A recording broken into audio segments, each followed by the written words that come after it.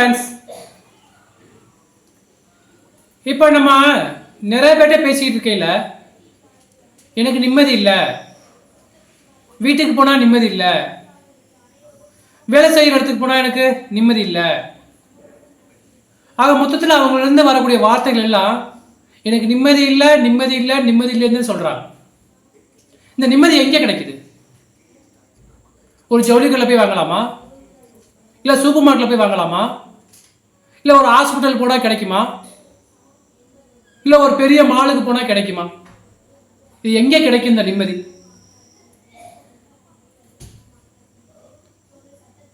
ஒரு காசு கொடுத்து வாங்க முடிஞ்சா எல்லாருமே வாங்கிடுவாங்க. இல்லை பொருளுக்கு பொருளை கொடுத்து வாங்க முடியும்னு நினைச்சா அதையும் வாங்கிடுவாங்க. அப்போ இந்த நிம்மதி எங்கே தான் இருக்கு?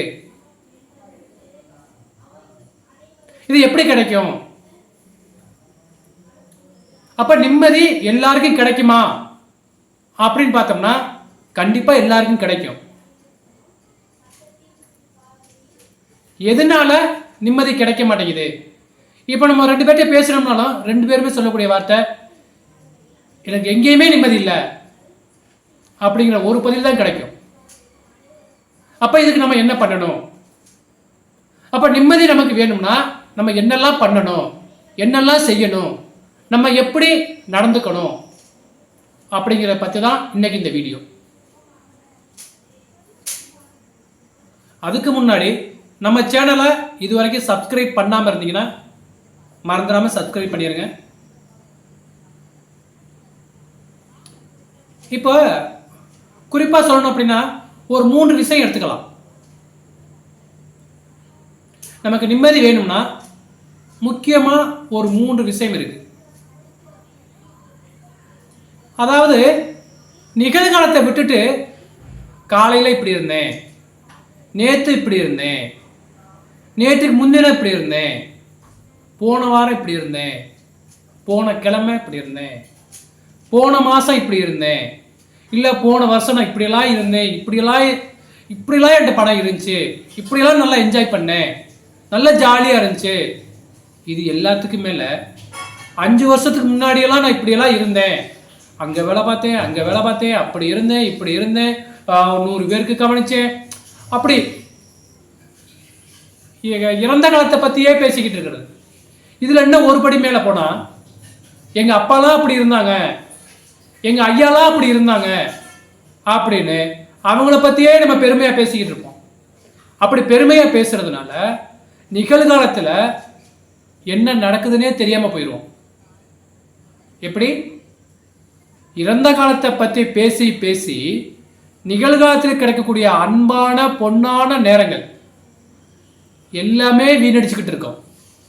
நேரங்கிறது எல்லாருக்குமே கிடைக்குது, அது ஈஸியாக கிடைக்கிறதுனால, எல்லாருக்கும் ஃப்ரீயாக கிடைக்கிறதுனால நம்ம அதனுடைய மதிப்பு யாருக்குமே தெரியறதில்லை. அப்படி தெரிஞ்சிருந்தா நம்ம அதுக்கு தகுந்த மாதிரி ஒத்துழைப்போம், அதுக்கு தகுந்த மாதிரி வேலை செய்வோம், அதுக்கு தகுந்த மாதிரி பிளான் போட்டு என்ன இம்ப்ளிமெண்ட் பண்ணணுங்கிறத பார்த்து நம்ம நடைமுறைப்படுத்துவோம். ஆனால் நம்ம என்ன பண்ணுவோம்? கடந்த காலத்தை பற்றி பேசி பேசி பேசி நிகழ்காலத்தை வீணடித்து கொண்டிருக்கிறோம் என்பதுதான் நிதர்சனமான உண்மை. நீங்களே ஒரு வார்த்தை கேட்டு பாருங்களேன்.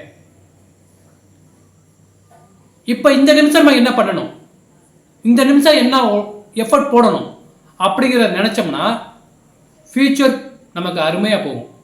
ஆனால் அதை தாண்டி நம்ம எல்லாரும் என்ன பண்ணுறோம்? இறந்த காலத்தை, அதாவது கடந்த காலத்தை பற்றியே பேசி கொண்டு இருப்போம். நான் அத்தனை பேருக்கு பார்த்தேன், இத்தனை பேருக்கு பார்த்தேன், இவ்வளவு சம்பாதிச்சேன், எங்கள் அப்பா அப்படி இருந்தாங்க, எங்கள் தாத்தா அப்படி இருந்தாங்க, எங்கள் குடும்ப வரலாறு அப்படி இருக்கு அப்படின்னு பேசி பேசி நம்ம கடந்த காலத்தை வீணடித்தது மட்டுமல்லாமல் நிகழ்காலத்தை வீணடித்து கொண்டிருக்கிறோம் என்பதுதான் நிதர்சனமான உண்மை. ரெண்டாவது பார்த்தோம் அப்படின்னா நம்மகிட்ட ஒரு விஷயம் இருக்கு, எல்லாருக்குமே ஒரு பேட் ஒப்பீனியன் இருக்கு. என்ன தெரியுமா? மற்றவங்களோட கம்பேர் பண்ணி பார்த்து நம்ம இருக்கிற நிலைமையிலேருந்து இன்னும் கீழே போயிடுறோம். அது ஃபினான்சியலாக இருந்தாலும் சரி, வேலையாக இருந்தாலும் சரி, வசதி வாய்ப்புகளாக இருந்தாலும் சரி, எப்படி வேண்டுமானாலும் நம்ம எடுத்துக்கலாம். நம்ம ஏன் இப்படி இருக்கிறோம்? நம்ம கூட சேர்ந்து அவன் மட்டும் ஏன் இப்படி மேலே போய்கிட்டே இருக்கிறான்? அவன் இப்படி கார் வாங்கியிருக்கான், அப்படி பண்ணுறான், இப்படி பண்ணுறான், அப்படி ஒரு எதிர்மறையான எண்ணங்களை நம்ம மேலே தாழ்த்திக்கிட்டு அவங்கள பற்றியும் உயர்வாக நினச்சி போய் நாம் என்ன பண்ணுறோம்? நம்மளை நாமே மட்டப்படுத்திக்கிறோம். அப்போ இது நம்ம எல்லாருமே அவாய்ட் பண்ண வேண்டிய ஒரு முக்கியமான விஷயம். நம்மளை பற்றி நம்ம மேலே நமக்கு நம்பிக்கை இல்லைன்னா வேற யாரு நம்புவா? அப்ப நம்ம என்ன பண்ணணும்? மற்றவங்க எப்படி பண்ணா பண்ணட்டும், நமக்குன்னு ஒரு திறமை, நமக்குன்னு ஒரு ஆளுமை திறன் இருக்கு. நம்மள்ட்ட என்ன இருக்குங்கிறத நம்ம தான் வெளிக்கொண்டு வரணும். நம்மளா வெளிக்கொண்டு வராட்டி நம்மளுடைய மதிப்பு வெளியில யாருக்குமே தெரியாது.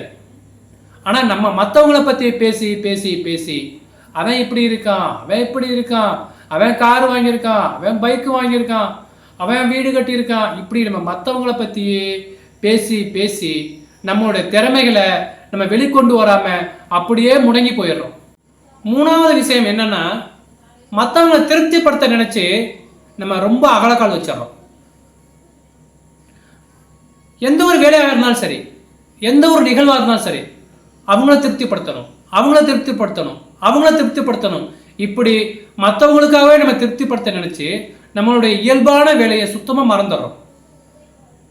இன்னும் சொல்ல போனா அவங்க மனசு சந்தோஷமா இருக்கணும் அப்படிங்கிறதுக்காண்டி இன்னும் ஒரு படி மேலே போய் நம்மளுடைய வசதியை தாண்டி நம்மளுடைய எல்லையை தாண்டி அகலக்கால் வச்சிருவோம்.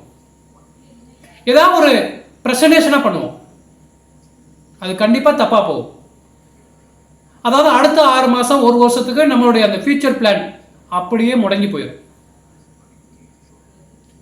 ஏன்னா நமக்கு தான் இருக்கே ஒன்று, மற்றவங்களை திருப்திப்படுத்தணும் அப்படிங்கிறதுல இப்போ உள்ள நிகழ்காலத்தை வீணடித்து கொண்டு இருக்கிறோம். அப்போ நம்ம குறிப்பாக என்ன பண்ணணும் அப்படின்னா, நம்மளால என்ன முடியுமோ, நம்மளால என்ன செய்ய முடியுமோ, நம்மளால எதெல்லாம் சாத்தியமோ அதை மட்டும் ஆராய்ஞ்சு அதுக்கு தகுந்த மாதிரி நம்மளை செயல்படியும் ஒரு வடிவம் கொடுத்து அதுக்கு தகுந்த மாதிரி நம்மளை நாம மாற்றிக்கணும். இப்போ இந்த வீடியோவில் உங்களுக்கு ஒரு 3 முக்கியமான விஷயம் சொல்லியிருக்கேன். ஒவ்வொருத்தருக்கும் நிம்மதி வேண்டும்னா கண்டிப்பா கடந்த காலத்தை மறந்து நிகழ்காலத்தில் நடக்கக்கூடிய நிகழ்வுகளை நாம நடைமுறைப்படுத்தணும். 2வது, மற்றவங்களோட ஒப்பிட்டு நம்மளை நம்ம தாழ்த்திக்க கூடாது. 3வதா சொல்லணும் அப்படின்னா, மற்றவங்களை திருப்திப்படுத்த வேண்டும் என்பதற்காக உங்களை நீங்கள் இழக்க வேண்டாம். ஸோ உங்களுடைய வாழ்க்கையில் நிம்மதி வேண்டும்னா இந்த 3 விஷயமும் கண்டிப்பாக ஃபாலோ பண்ணுங்க. நீங்களும் உங்களுடைய வாழ்க்கையிலையும் நிம்மதி கண்டிப்பாக கிடைக்கும். அந்த நிம்மதிக்காக நீங்கள் சூப்பர் மார்க்கெட் போக வேண்டாம், மெடிக்கல் போக வேண்டாம், ஜவுளி கடை போக வேண்டாம், ஒரு பெரிய மாலுக்கு போக வேண்டாம். உங்களுக்கு ஆட்டோமேட்டிக்காக தானாக நிம்மதி கிடைக்கும். ஸோ இந்த வீடியோ உங்களுக்கு பிடிச்சிருந்தா கண்டிப்பாக ஷேர் பண்ணுங்கள், லைக் பண்ணுங்கள், மறந்துடாமல் கமெண்ட் பண்ணுங்கள். உங்களுடைய சின்ன சின்ன கமெண்ட், உங்களுடைய சின்ன சின்ன ஆதரவு தான் எனக்கு ஒரு உத்வேகத்தை கொடுக்கும்.